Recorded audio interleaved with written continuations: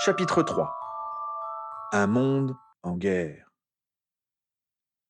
Chaleur, sécurité, une légère douleur au bout des doigts, mais un grand confort général.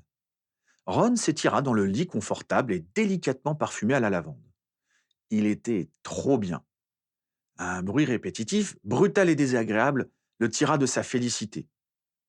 Un poing sur une porte. Une porte? Ron, Ronald, si tu veux qu'on déjeune ensemble, faut te lever. La voix de Bill. Il répéta ce constat plusieurs fois dans sa tête avant de lui trouver un sens. Bill? Et puis l'idée fit son chemin. Il était chez Bill. Ron? Répétait ce dernier avec une pointe d'impatience derrière la porte. Oui, oui, j'arrive, répondit précipitamment l'interpellé. Il avait trouvé refuge chez Bill hier soir, après avoir planté là Harry et Hermione et leur quête désespérée, après avoir failli être capturé par des excités qu'on appelait des rafleurs. Tout lui revenait et son cœur battait plus vite parce que rien n'était terminé. Il devait toujours légitimer son choix envers le reste du monde. Le peu de temps qu'il avait passé avec son frère hier soir lui avait confirmé que personne ne comprendrait intuitivement le pourquoi de sa fuite. Mais même après une nuit de sommeil sur un estomac plein, Ron ne pouvait imaginer qu'il pourrait jamais revenir sur sa décision. C'en était même relativement rassurant, décida-t-il. Je peux entrer? J'ai des vêtements propres pour toi, s'enquit encore son frère. Bien sûr, balbutia Ron en finissant de sortir du lit pour ouvrir la porte. Tu as bien dormi? Je t'ai trouvé de quoi attendre qu'on te lave tes affaires ou qu'on t'en trouve d'autres. T'es plus baraqué que moi. Commenta Bill en lui tendant un pantalon noir et une chemise vert brillant qui ressemblait plus à ce qu'un briseur de sorts des gobelins portait qu'à sa garde-robe habituelle. Mais je crois que ça va t'aller. Merci. Bon, on t'attend en bas, termina Bill comme légèrement gêné. Fleur a fait des crêpes bretonnes. Parfait. Ce fut le seul mot qui vint à l'esprit de Ron, trop sidéré par l'étrangeté de la situation pour élaborer une réponse plus complexe. Bill partit, le jeune homme s'habilla en toute hâte, un peu gêné par la sensibilité des deux doigts qui avaient été blessés la veille.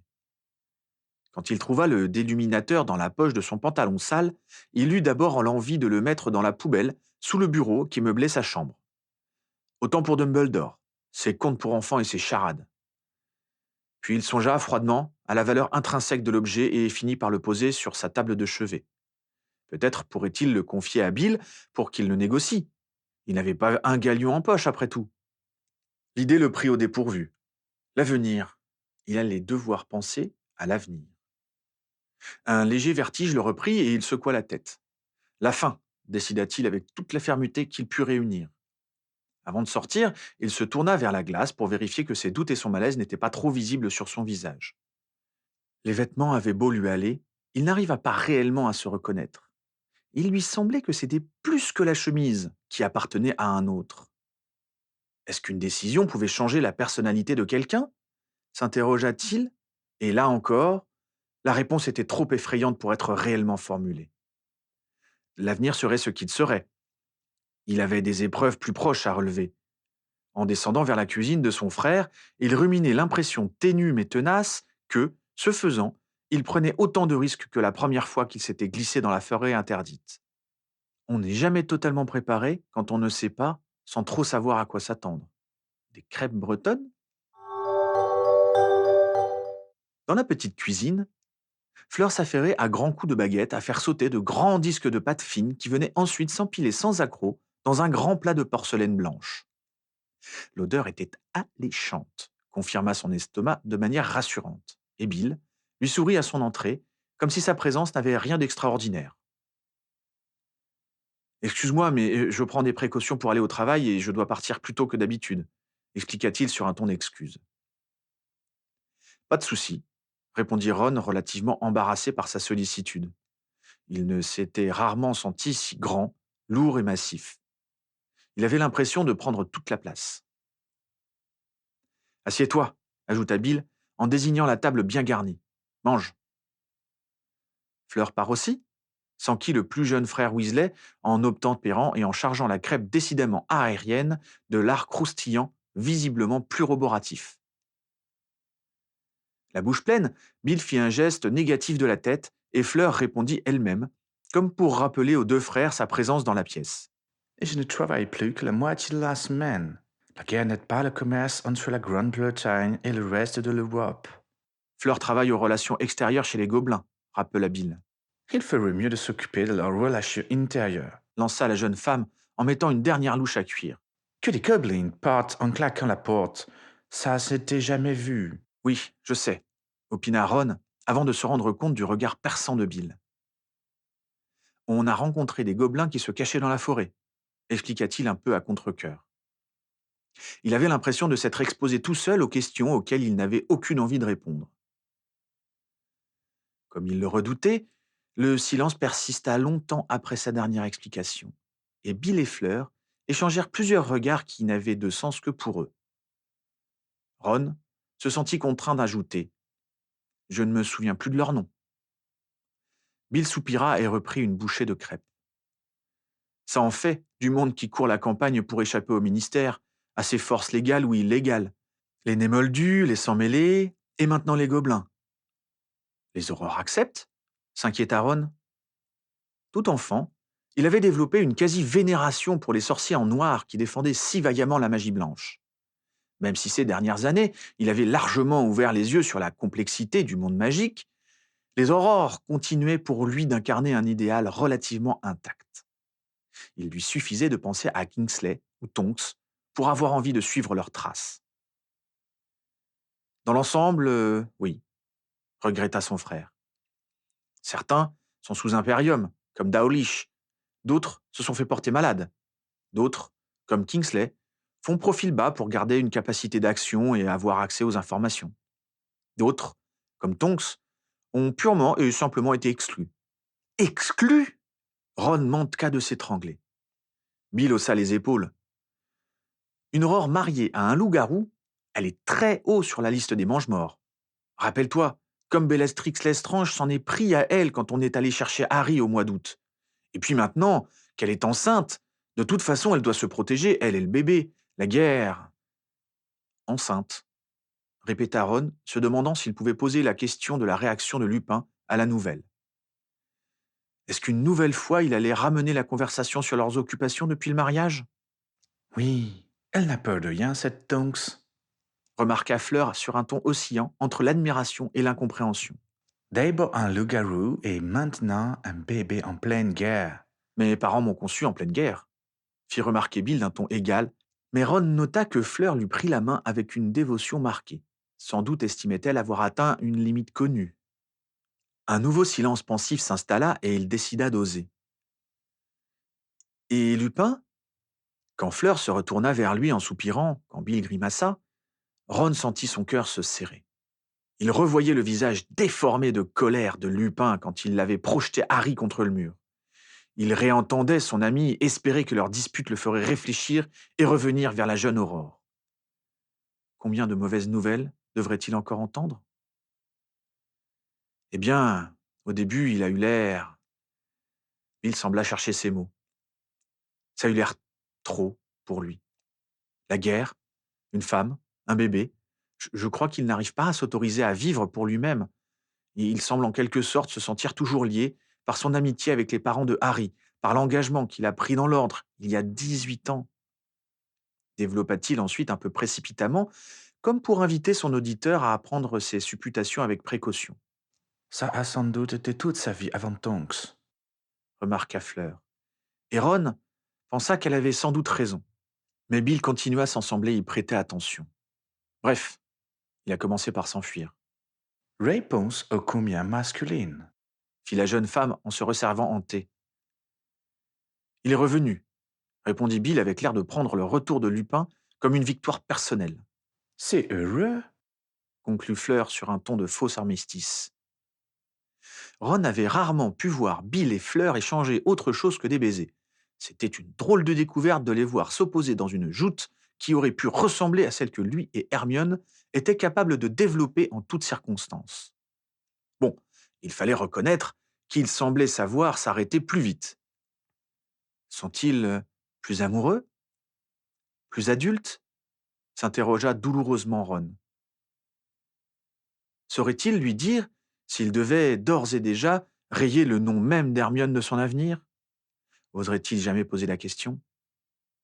L'air était un peu électrique dans la petite cuisine, et le jeune homme décida que le mieux qu'il avait à faire pour l'instant était de finir sa troisième crêpe.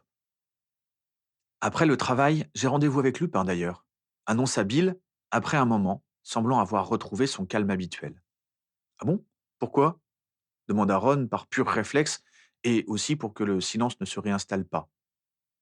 Bill le regarda longuement, comme s'il mesurait à qui il avait affaire, avant de répondre dans un profond soupir. On essaie. L'ordre essaie de continuer d'agir. Même si on ne sait pas ce que Harry mijote, on ne peut pas rester les bras croisés. Il y a les nez moldus à protéger, on essaie d'en faire passer un maximum sur le continent. Les sans-mêlés, les enfants qui ne peuvent plus aller à Poudlard, voire se faire soigner à Sainte-Mangouste. Je sais bien que ce n'est pas ça qui mettra fin à la guerre, ajouta-t-il précipitamment comme s'il prévenait une objection que Ron n'avait pas encore eu le temps de formuler. Mais ne rien faire serait pire. Évidemment, murmura Ron, relativement accablé par le panorama que son frère venait de lui brosser à demi-mot. Une fois de plus, il était clair que les seuls qui osaient encore agir contre la mainmise de Voldemort tenaient sur un espoir. Parce qu'ils pensaient que Harry allait arriver à quelque chose. Ils respectaient quasiment religieusement ce qu'ils prenaient pour le testament de Dumbledore, la mission qu'il avait confiée à Harry et ses amis. C'était même sans doute la raison pour laquelle il les avait si facilement laissés partir, finalement, quelques mois plus tôt. Bill s'était levé comme si lui aussi avait envie d'en finir avec cette conversation finalement assez triste. Ron comprit qu'il ne pourrait pas le laisser partir sans demander. Et tout le monde va bien? Tu veux dire la famille? Demanda Bill en haussant les épaules. Papa se débat pour garder sa place et sa liberté au ministère. Maman se démène pour aider tous les gens qu'elle connaît et se ronge les sangs pour toi et Ginny. Ginny? S'alarma immédiatement Ron. Comment serait-il autrement, se morigéna-t-il? Tu le sais depuis hier au moins. Tu sais qu'elle prend des risques insensés dans l'unique espoir que Harry la regarde sans doute, s'agaça-t-il intérieurement. Elle fait les 400 coups à Poudlard, confirma Bill. Ça n'a rien de génétiquement étonnant, tu me diras, sauf qu'en face d'elle, elle a ce salaud de drogue et des mange-morts. Des mange-morts? Oui, un frère et une sœur, je crois. Bill n'avait pas l'air plus ému que ça. Les mange-morts étaient partout. Pourquoi Poudlard aurait-il été épargné? On nous a dit qu'elle avait essayé de reprendre l'épée de Gryffondor à Rogue, lâcha Ron contre toute prudence. Il fallait qu'il sache. Quelque part, il était parti pour savoir. Bill haussa un sourcil un peu inquisiteur, mais une nouvelle fois sembla se ranger à sa première politique, attendre que Ron veuille bien lui raconter, de son propre fait, ce qu'il faisait là et ce qu'il avait vécu depuis son départ du terrier. Entre autres, globalement, elle monte les étudiants contre Rogue et défend bec et ongle la réputation du survivant, expliqua le jeune briseur de sorts en décrochant sa cape de voyage de la patère. Mais qu'est-ce que notre famille ne serait pas prête à faire pour Harry, finalement? Ron espéra qu'il n'avait pas trop rougi. Il n'avait pas eu suffisamment confiance en sa voix pour oser une réponse. Il se contenta donc d'un geste brusque de la tête, alors que son frère embrassait sa femme et s'éloignait, pour transplaner hors de la zone de sécurité. Je suis sûr que Bill sera un papa merveilleux. Il s'est montré à la fois beaucoup de compréhension et de fermeté. Tu ne trouves pas? Déclara Fleur soudain. Oui, bien sûr, répondit Ron sans trop réfléchir. Il était occupé à chercher un deuxième sens à l'affirmation de Fleur. Est-ce qu'elle cherchait à lui faire passer un message? Devait-il s'attendre à ce que Bill, une fois ses réserves de compréhension évaporées, passe à la fermeté envers lui? Ça ne serait pas la guerre. Je crois que nous aurions un bébé. Ajouta la jeune femme dans un élan de confession qui gêna Ron. Mais peut-être le dit-elle pour elle-même, décida-t-il. C'est une bonne nouvelle, commenta-t-il un peu au hasard. Fleur lui lança un regard inquisiteur. Mais pas sept. Ajouta-t-elle, Je ne me vois pas avec 7 enfants. Bill non plus. précisa-t-elle encore. Ron ne savait pas trop ce qu'elle attendait de lui. 7, c'est beaucoup, reconnut-il. C'est trop. conclut fermement la jeune femme en jetant un sort de séchage sur la vaisselle du petit déjeuner. Je vais. Je vais aller faire un tour, décida Ron soudain. Il avait besoin de solitude, de réflexion. Il avait besoin d'un endroit où personne ne le presserait de questions et de réflexions sur l'amour, la guerre, les risques consentis, la taille optimale des familles ou l'amitié, Tu ne peux pas sortir du jardin. précisa immédiatement Fleur. Je ne peux pas demanda Ron, pas très gentiment. Il n'était pas venu là pour retomber en enfance et devoir rendre des comptes à tous en permanence.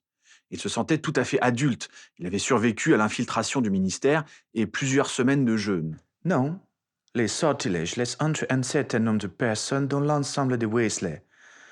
Mais pour sortir, il faut une autorisation spéciale. Expliqua Fleur, apparemment imperméable à son mouvement d'humeur. Un mot de passe s'enquit Ron, à peine moins pressant. La jeune femme le regarda d'un air ennuyé et commença à expliquer d'une voix que Ron jugea un peu suffisante. C'est la guerre, Ron. Ta famille fait maintenant partie quasi officiellement des opposants au ministère. On a un peu plus que des mots de passe. Et la sécurité demande qu'on n'explique pas tout au premier venu. Je ne suis pas le premier venu démarra Ron au quart de tour, Où irais-tu d'abord, Ron? contra la jeune femme en lui faisant face. Tu es censé être très malade chez tes parents. Où pourrais-tu aller? Sais-tu les contrôles sur le chemin de traverse? Les jumeaux ont fermé boutique, faute de clientes, opposant se rendent ouvertement chez eux. Préola, peut-être, pour tomber sur un de tes anciens professeurs, en espérant qu'il soit resté par dévouement plutôt que par collusion. Fleur n'était même pas ouvertement moqueuse, et Ron rougit de colère et d'humiliation mêlée. Mais elle marquait un point.